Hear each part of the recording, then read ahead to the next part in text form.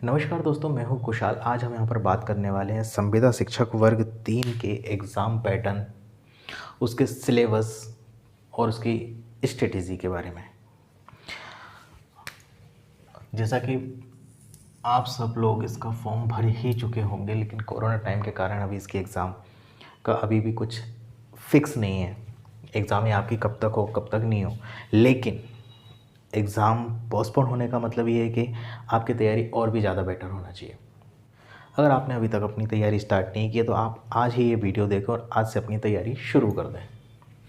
अगर बात करें हम इसके नंबर ऑफ टोटल क्वेश्चन की, तो इसके नंबर ऑफ टोटल क्वेश्चन रहेंगे 150 मार्क्स का एग्ज़ाम रहेगा आपका और 150 मिनट, मतलब आपको 2.5 घंटे यहाँ पर मिलने वाले हैं। इसमें नेगेटिव मार्किंग नहीं है। आपका 1 नंबर का एक क्वेश्चन रहेगा और उसको सॉल्व करने के लिए भी आपको 1 मिनट मिलेगा। ये एक एवरेज बता रहा हूँ मैं आपको। सब्जेक्ट की बात करते हैं।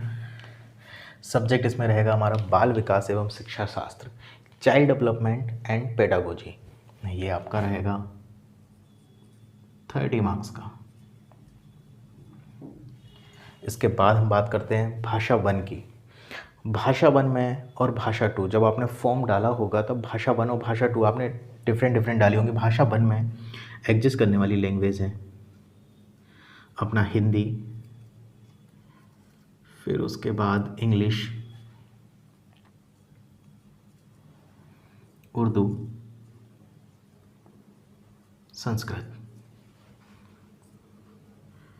भाषा 2 भी आपका सेम रहेगा, हिंदी, इंग्लिश, उर्दू और संस्कृत। अगर आपने भाषा 1 हिंदी फॉर्म भरा होगा तो आपने भाषा 2 आपका हिंदी को छोड़कर आपका इन 3 सब्जेक्ट में से कोई सा भी हो सकता है। अगर आपने इंग्लिश भरा होगा तो आपका सेकंड लैंग्वेज में आपका इंग्लिश छोड़कर बाकी के आपके सब्जेक्ट हो सकते हैं। कहने का मतलब मेरा ये है कि भाषा 1 और भाषा 2 सेम नहीं होंगी आपकी। इसके बाद अगर हम बात करें गणित में, भाषा 1 ये आपका 30 मार्क्स का रहेगा, ये भी आपका 30 मार्क्स का रहेगा। गणित ये आपका जो 10th लेवल का है। इसमें जो भाषा 1, आप लैंग्वेज कोई सी भी सिलेक्ट करें, भाषा 1 भाषा 2, इनका जो भी आपका सिलेबस रहेगा वो 10th लेवल की क्लास का रहेगा। इसके बाद गणित की बात करें तो गणित भी इसका 10th लेवल का ही मैथ रहेगा, ये भी आपका 30 मार्क्स का रहेगा। पर्यावरण अध्ययन ये भी आपका 30 मार्क्स का रहेगा।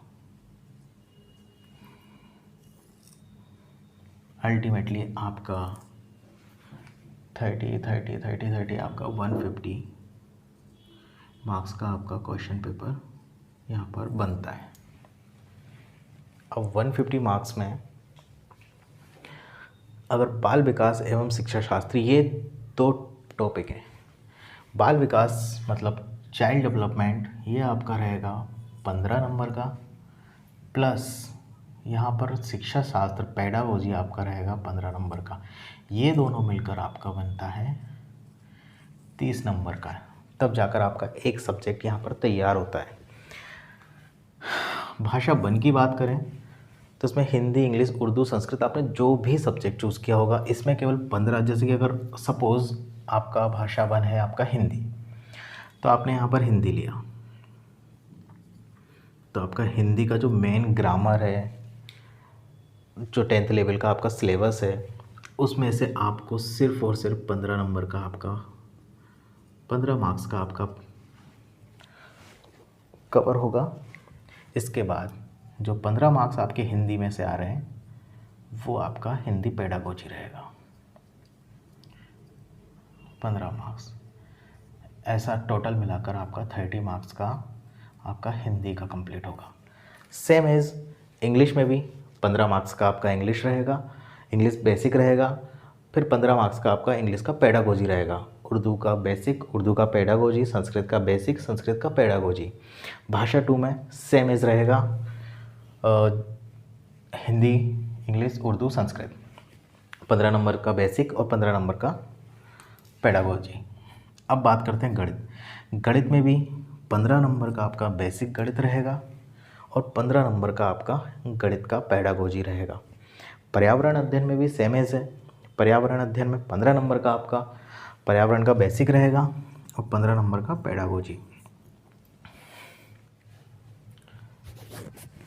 अब यहाँ पर हम थोड़ा सा और डीप में जाते हैं। तो और डीप में जब हम जाएंगे तो देखेंगे कि यहाँ पर हमारे जो 5 सब्जेक्ट थे उनको सब डिवीज़न करके हम लोगों ने 10 सब्जेक्ट बना दिया। बाल विकास 15, शिक्षा शास्त्र 15, हिंदी 15, अगर सपोज़ आपका फर्स्ट लैंग्वेज आपका हिंदी मानकर चलते हैं, सेकंड लैंग्वेज आपका इंग्लिश मानकर चल रहे हैं हम। मैथ 15, मैथ की पेडागोजी 15, पर्यावरण अध्ययन 15, पर्यावरण अध्ययन की पेडागोजी 15 नंबर। इस तरह से आपका पूरा 150 मार्क्स का क्वेश्चन होता है। अब यहाँ पर जब आप तैयारी करने जुटते हैं तो आपको ये चीज़ें कहीं ना कहीं आप कर चुके होते हैं। कुछ लोगों को ये टॉपिक, ये टॉपिक, ये टॉपिक और ये जो सब्जेक्ट का मेन बेसिक है, उन लोगों को वो चीज़ करना ज़्यादा इजी लगता है।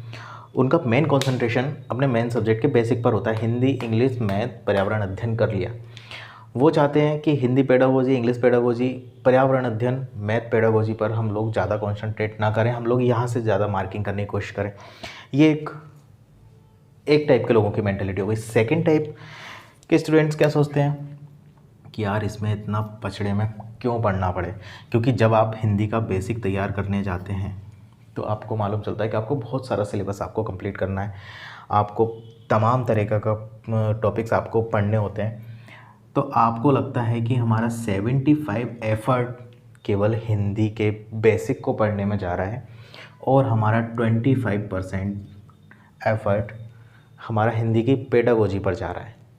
तो क्यों ना हम सबसे पहले हिंदी की पेडागोजी करें, क्योंकि आप मार्केट से जो भी बुक लेकर आएंगे, जहाँ से भी आप तैयारी कर रहे होंगे, उसमें सबसे मेन चीज़ ये है कि हिंदी का बेसिक को आपको अगर 50 से 60 पेज की आपको हिंदी मिल रही है तो आपका पेडागोजी ज़्यादा से ज़्यादा आपकी 5 से 6 या 10 पेज में आपकी पेडागोजी ख़त्म कर देंगे।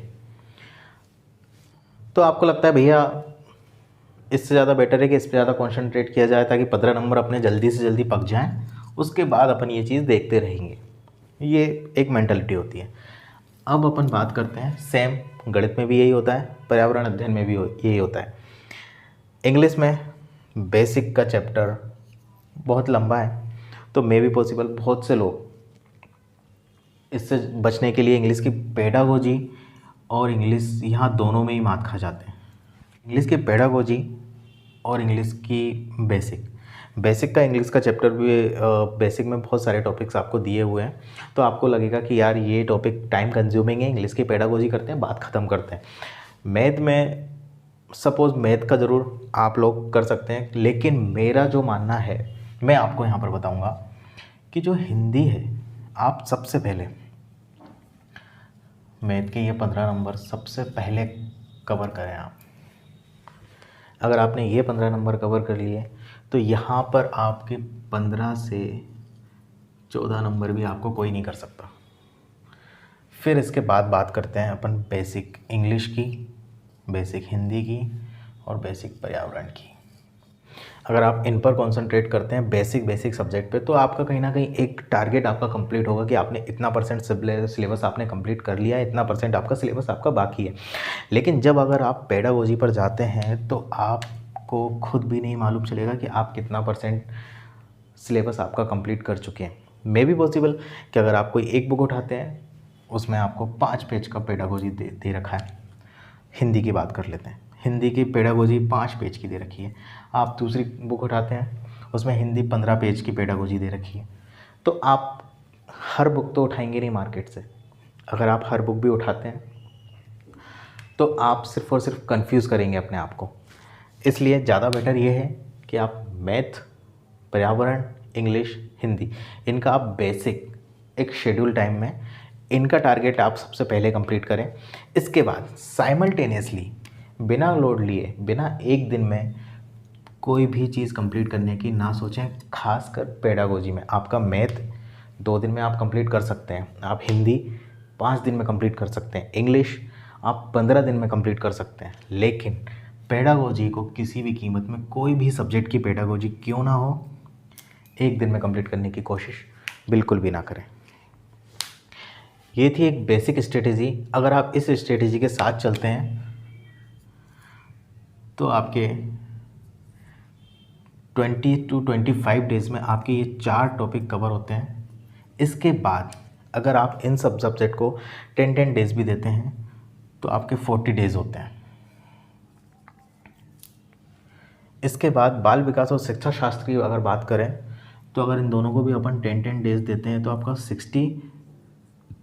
85 डेज़ में आपका ये सारे टॉपिक्स आपके बहुत ही अच्छे तरीके से कवर हो सकते हैं। अगर आप अपने शेड्यूल पर टिके रहते हैं तो आपका 85 डेज़ में ये सारी चीज़ें आपकी कंप्लीट हो चुकी होंगी। इसके बाद सिर्फ आपको रिवीजन करना है।